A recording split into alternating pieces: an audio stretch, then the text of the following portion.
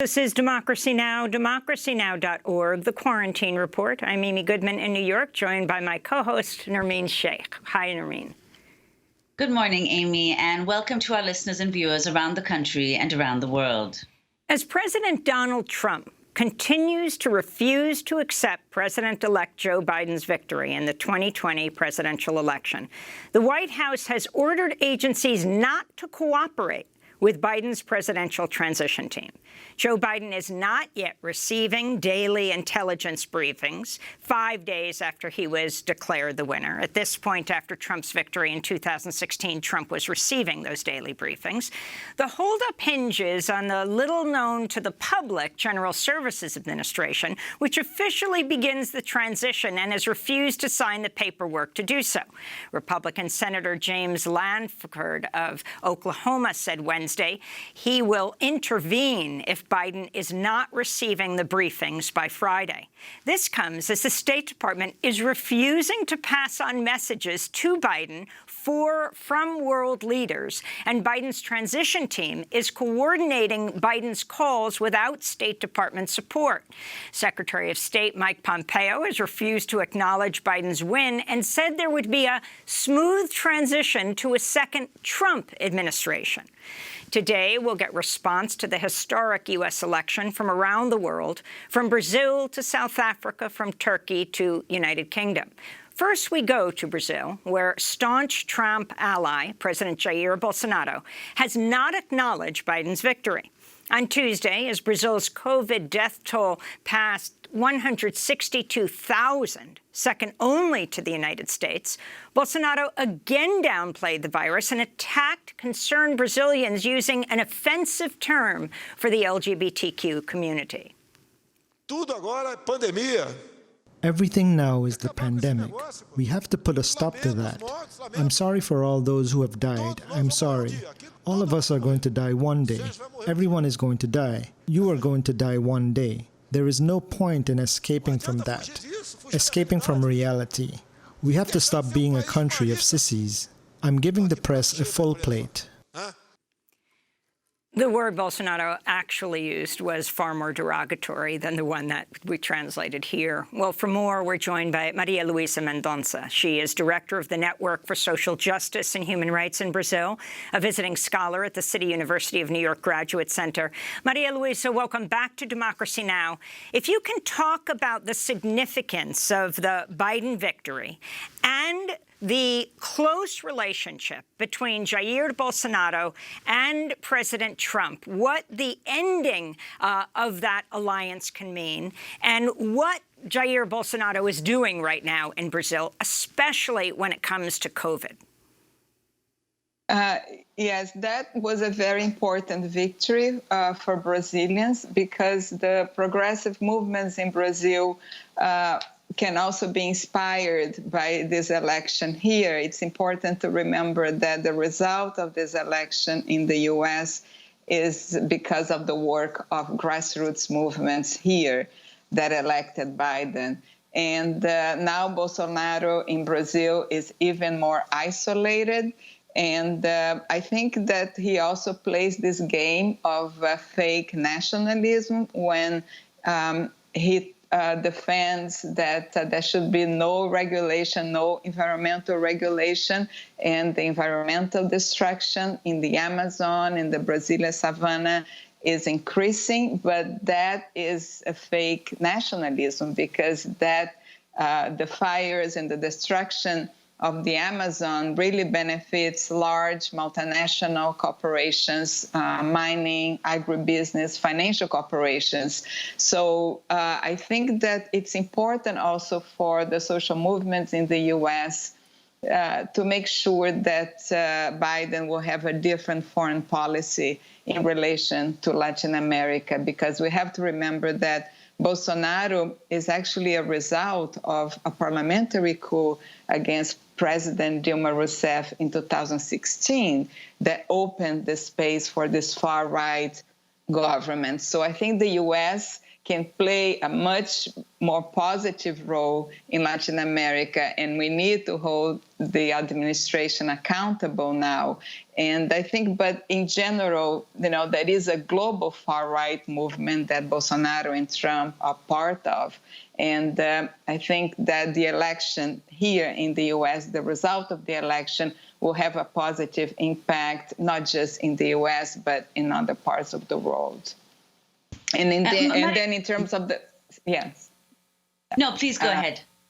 Yeah, in terms of the coronavirus response, Trump and Bolsonaro have very similar policies. They really don't believe in science.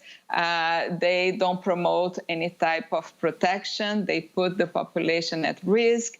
They don't express any solidarity for the suffering of millions of people who have been infected, and there's so many people who have died. So also Bolsonaro even has played down the vaccine.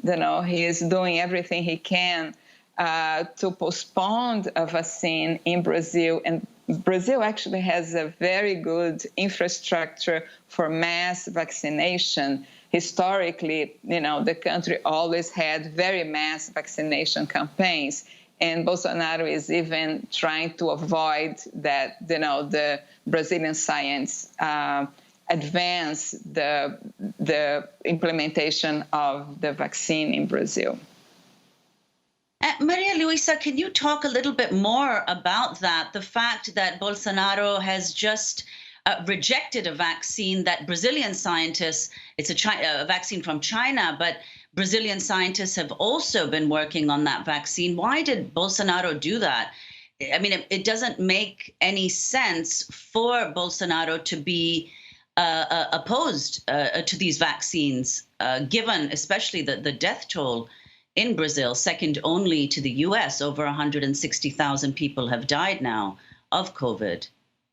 Yes, exactly. Brazil has very good scientists that have a lot of experience with mass vaccination, and but that's all ideological. The Bolsonaro position is based on xenophobia, racism, and ignoring science, and that in a way is similar to Trump as well. They both have promoted drugs that have no evidence of being effective for the treatment of coronavirus. And, he's putting the Brazilian society at risk, because even ignoring the effects of a vaccine is something very extreme. And that's the result, of course, of the influence of the evangelical movement in his government. And so this is not based on science. It's just based on far-right ideology. And Maria Luisa, could you say a little more about the relationship between Trump and Bolsonaro? I mean, not only has Bolsonaro not yet congratulated Biden, but his son, Eduardo Bolsonaro, wore a hat with the logo Trump 2020 leading up to the election. And in the days following the election, as the vote count was happening here in the US, he questioned publicly on social media how Biden's votes were going up so quickly. That's a highly extraordinary move for someone in another government to make about internal elections elsewhere. Yeah, this is also a very big change in terms of the tradition of foreign policy in Brazil. Brazil has had the tradition of being independent, of not interfering in foreign affairs. So, the Brazilian diplomacy has had this tradition historically, and now this position of Bolsonaro and his sons of basically aligning with Trump and making Brazil be so dependent on whatever Trump talks about. They have the same discourse, and they also are part of this global organization that is one of the leaders is Steve Bannon, for example. So it's the discourse is very similar between Bolsonaro and Trump. The policies are very similar. So, of course, there is a coordinating effort that is global, to advance those views. But that goes against, the history of Brazilian foreign policy. So I think that now with a change in administration here in the U.S., that can even influence perhaps the position of mainstream media in Brazil that plays a key role also in manipulating information.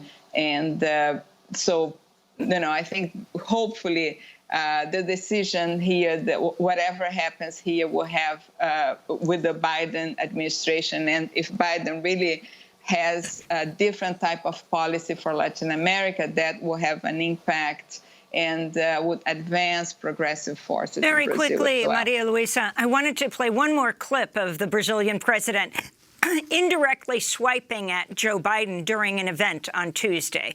Bolsonaro's comments come after Biden criticized the far-right leader's handling of deforestation in the Amazon. I recently heard a presidential candidate from a country say that if I don't put out the fire in the Amazon, he is going to raise trade barriers against Brazil. How do we deal with all of that? Diplomacy is not enough. When there is no more saliva, then there must be gunpowder. But they have to know that we own the Amazon. That's what the world is like. Nobody has what we have. So that's Bolsonaro saying there must be gunpowder. As we watched in the western United States as the fires enveloped parts of California, Oregon, and Washington, they're actually dwarfed by the fires in the Amazon, the lungs of the world. If you, in 30 seconds, can talk about what he is getting at and what you think is most critical for Biden to do. Yeah, I think it's very important for us to boycott 4 Brazilian commodities that are the main cause of deforestation and destruction. Timber, sugar, soy, and beef from Brazil. Because these policies, the destruction of the Amazon is really benefiting large agribusiness corporations, including U.S. agribusiness corporations. So it's not about protecting the Brazilian society. It's protecting large agribusiness corporations, timber companies, and mining companies. So we need to have solidarity, the environmental movements in Brazil. And here we need to build an international environmental movement and make sure that the world also can help Brazil by boycotting these 4 commodities. Maria Luisa Mendonça, we want to thank you for being with us, Director of the Network for Social Justice and Human Rights in Brazil. When we come back, we're going to Durban, South Africa, to speak with the former head of Greenpeace and Amnesty International, Kumi Naidoo. We're going to Turkey, and we're going to Cambridge, England. Stay with us.